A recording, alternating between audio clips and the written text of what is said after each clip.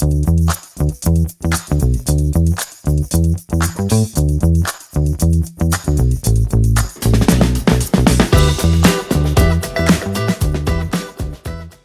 get into this then. Okay, so this is an introduction to real estate investing. Real estate investing offers unique opportunities for cash flow generation, wealth accumulation, tax benefits, and world-class leverage. Are we all still on the same screen here? We can all see? Yes. Yeah. Okay, perfect. Thank you. Appreciate it. So I've already explained it to you guys. Who is this guy? Well, I'm a real estate mortgage counselor, real estate investor specializing in helping homeowners and investors maximize cash flow and net worth. Personally investing in my own properties for 10 years.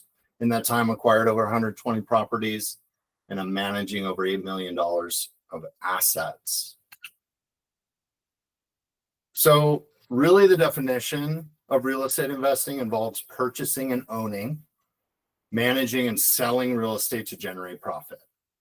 This investment is traditionally viewed as a stable way to build wealth over time through cash flow and potential appreciation. Now, why it matters in today's economy, I think you guys know someone who's in construction or painting or a plumber or electrician. Really, real estate plays a role in economic growth, provides jobs. Additionally, it serves as a hedge against inflation, making it a fundamental investment for long-term financial strategy amid economic uncertainties. So you can make money 4 different ways, and that's through the power of 4 quadrants of real estate investing. To understand those are cash flow, appreciation, depreciation, and principal paydown, which is essential for maximizing investment returns. Most people say, "Oh, Miles, I only thought that there was cash flow. I thought when the tenant paid and then I subtract my mortgage, that's what the cash flow is, and I make a couple $100." No, there's actually 3 different other ways that you make money, and you make money with it every month. And I'll go through that. So cash flow, what is it? It represents the income generated from rental properties after deducting expenses such as maintenance, taxes, and mortgage payments. Positive cash flow is crucial as it indicates profitability and allows reinvestment or financial security. And it's basically an easy math problem. All real estate investing is probably in 8th grade. If you went through 8th grade math, this is all 8th grade math. It is monthly rental income minus expenses equal your cash flow. Okay, that's the first quadrant. Appreciation refers to the increase in property value over time. It's usually influenced by market conditions. Historically, if you look at a graph from 1900 to now, it's been going up 3 to 5 percentage points annually. There has been some dips, but as a return in between 3 and 5%. Now, depreciation is a little bit different. Depreciation allows property owners to deduct a portion of the property's value from taxable income, resulting in tax savings. The IRS allows resident properties to be depreciated over 27.5 years, enhancing cash flow benefits. So this is a big tax break that you get each year on the real estate that you invest in. And it can be pretty significant over time. Okay, the best one is last. It is called principal paydown. Principal paydown refers to the reduction of the mortgage balance over time, which enhances equity in the property. Each payment contributes to ownership, increasing financial stability and potential profit upon sale or refinancing. Meaning every month that you make a mortgage payment, every time the renter pays your mortgage payment, it's increasing your wealth a percentage amount, and each month that goes on and on and on, that continues to grow. It never stops. So why is it so good? Well, in real estate investing, you get to leverage your time with property management. So effective property management is vital for enhancing returns in real estate, allowing investors to benefit from their properties without the day-to-day involvement. And this is my quote: you pay the manager 10% of the rental income, he takes care of 100% of the problems. Okay. Property managers handle typically operational aspects of real estate investments, including tenant relations, rent collection, maintenance. Their expertise ensures properties are maintained to high standards, mitigating issues that could affect profitability. I would say this is the second biggest thing outside of buying the correct property that is the most important thing when considering buying real estate, is the actual managers. And in my course, I go through a checklist of all the questions that I ask a manager before I allow them to manage my property. It's about 45 questions. And if you get through it with the guy, he's probably a good manager. Okay, so benefits, of course, professional property management creates a structured approach to investment, enhancing cash flow and overall property performance. It not only saves time, but also helps in maximizing returns through strategic marketing and tenant retention strategies. Okay, here's the other part of real estate investing that's amazing, is you get to leverage your money. So understanding financing options is crucial for maximizing returns on real estate investments. Meaning you give the bank 20% down as a down payment, they let you control 100% of the property. So you've got these two amazing things with real estate investing: leveraging time and leveraging money that people don't understand. So that in itself is amazing. Say starting a $3 million business where someone else is going to run it for you. That's impressive. Bank loans are a primary source of financing for real estate investors, offering lower interest rates compared to other options. Investors can leverage these loans to purchase investment properties, aiming for greater returns than the cost of borrowing. There's a million different ways to do that. I am a mortgage broker, so I also help people find these investment type loans. Okay. So recap and key points. Basically, real estate investing offers numerous benefits, including cash flow generation, property appreciation, tax advantages, depreciation, and principal paydown. Utilizing property managers, leveraging bank options, financing options with bank amplifies these benefits, creating a robust investment strategy. Are we confused so far? Well, actually, you know what? Let's for the sake of everybody who's on here in the recording, because we can definitely take a break and ask questions. Go ahead. So Miles, Yes. okay, everybody. So let's speed run this. So direct honesty, I got in touch with Miles due to a real estate agent in Fort Collins because we are investigating property for our son who is in college. So if you look at, and so Miles, what you're going to do is follow me along on the bouncing ball, because everybody here, they may not be keying in as to why this is relevant. Everybody in the group is they're great in their own profession and they've made money and all the rest of it. And I think Lacey is the only other person I know who has multiple properties. So if I'm your use case, so use me, because I'm not embarrassed. Go through, you met me. We go through the process. Now I'm going to look at a place.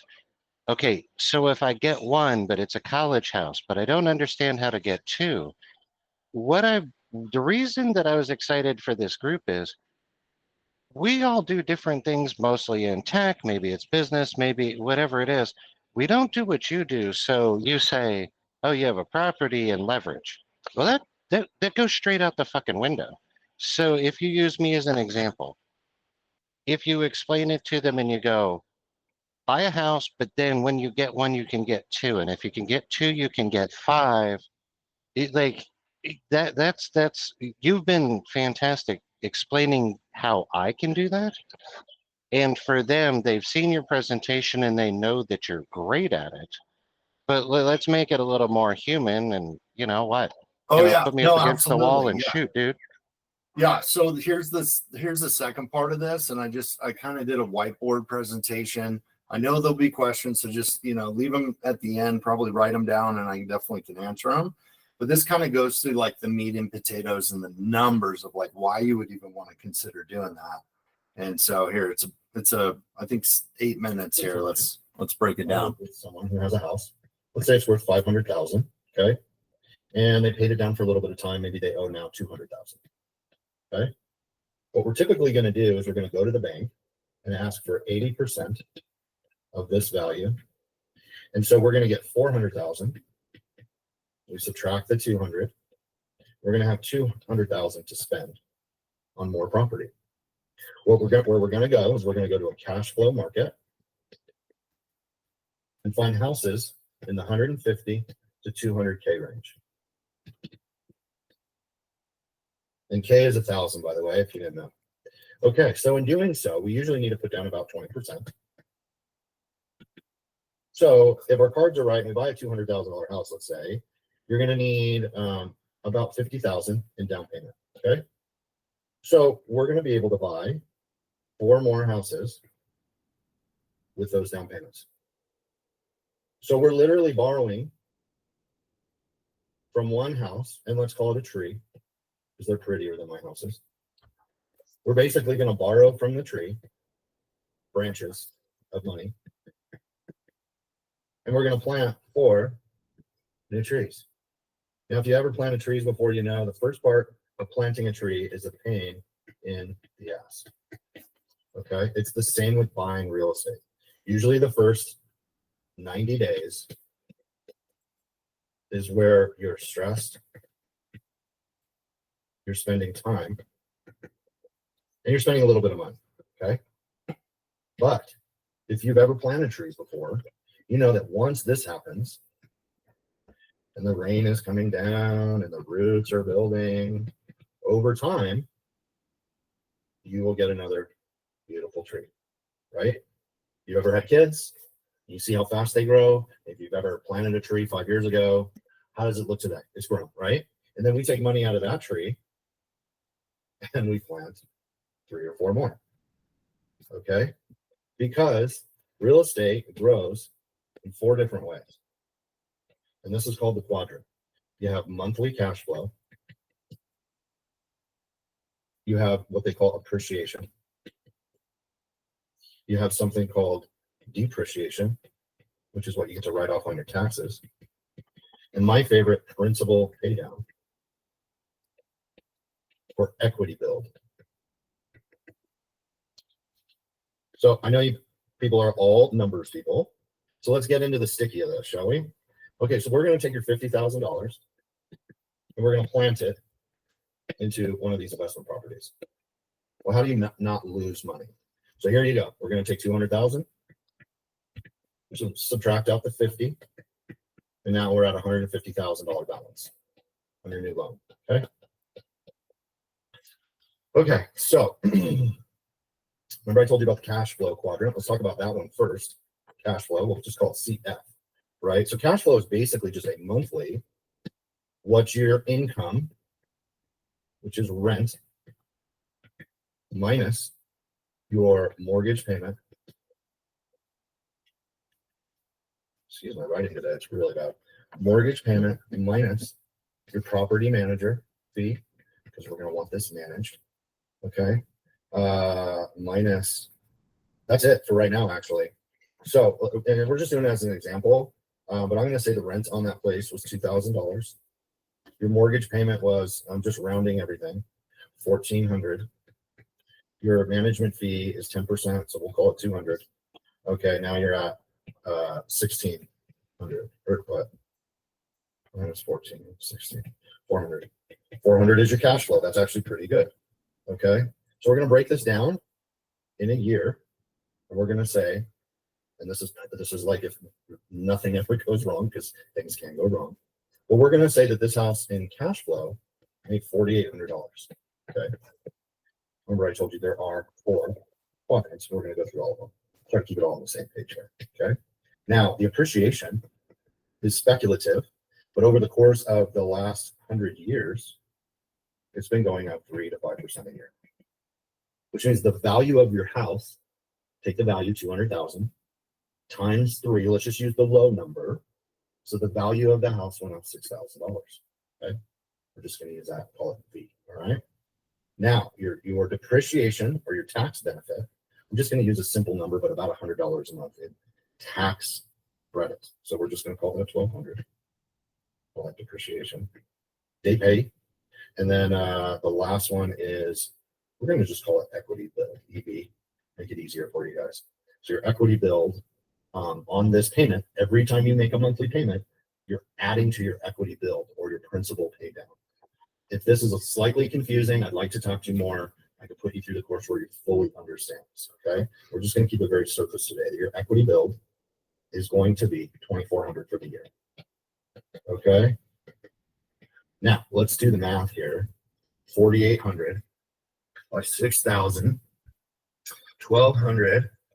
Should be able just to do this math, but 1,200 plus 2,400. Okay, 1,440. 14,400. Okay. Now you just put in $50,000, right? If you went to the bank and you put 50 grand into it, even at 3%, okay, savings.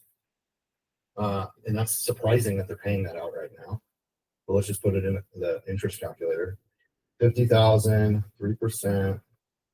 That's $1,500 at the end of the year that they paid you in interest.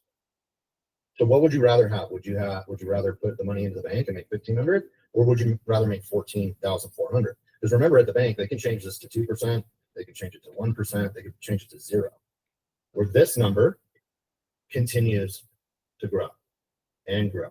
These 4 quadrants continue to grow, like planting a tree. Okay. So literally, I take you from, let's take your one house, right? Or tree, whatever you want to call it. And let's take a branch and let's grow here.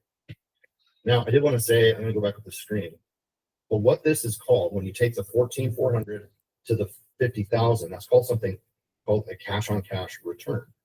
So if you do the math, 14,400 divided by the 50,000, you're at a 28% return on your money. Is that good? Well, heck yeah, that's good. And you know why it gets even better? Because if you raise the rent $100 next year, right? Now we're at 6,000. Well, what do you think that did to your return? It's probably now 32%. Okay. While you're paying down the house and creating value. So, in other words, what I do as a wealth coach, what I teach you in my course is I'm going to help you build a $3 million portfolio. And it's going to be run by someone else. I give you all the steps, the education, teach you how to research, give you all the spreadsheets. It's a 90-day course. I take 3 students for 90 days. And I charge 1% of 3 million, which is $3,000. Okay. This works best for people who are action takers. You can do this in any cheap market, but you can do this worldwide. Okay. It's very powerful. And at this point, man, my writing is really bad. I am going to stop the video here and I'll pop back on and answer any questions that you have. But this was kind of an overview of what I help people do and use the power of real estate investing to leverage their time and money and to basically create an awesome retirement. Because I think everyone doesn't want to work for the same person for the next 20, 30 years. Social Security is going to be gone. We all know these things. I'm so glad I started real estate investing in 2012 and I'm at the point where I'm semi-retired and doing coaching. So I'd love to help you out, and I'll stop this now for some questions.